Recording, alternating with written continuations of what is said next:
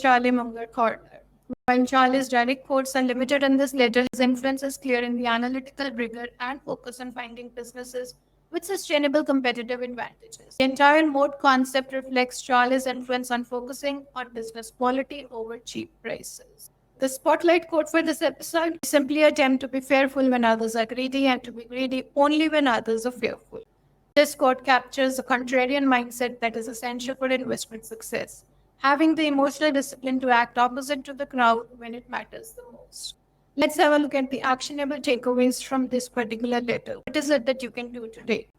Firstly, you can map the modes of the companies in your portfolio, you can practice the contrarian thinking, and you can calculate owner earnings for potential investments. When we are talking about mapping the modes of companies in your portfolio, for each investment, write down exactly what protects that business from competition.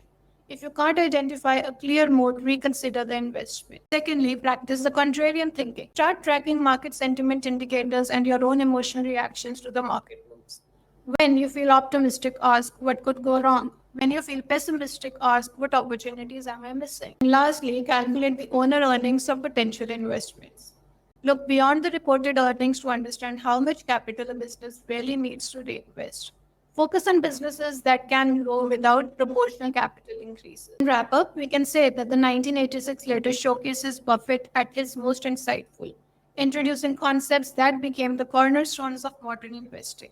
The mode metaphor alone has influenced generations of investors to think about sustainable competitive advantages rather than just quarterly earnings. Most importantly, this letter demonstrates the psychological discipline required for investment success, the ability to remain rational when others are emotional, and to act contrary to the popular sentiment when the evidence warrants.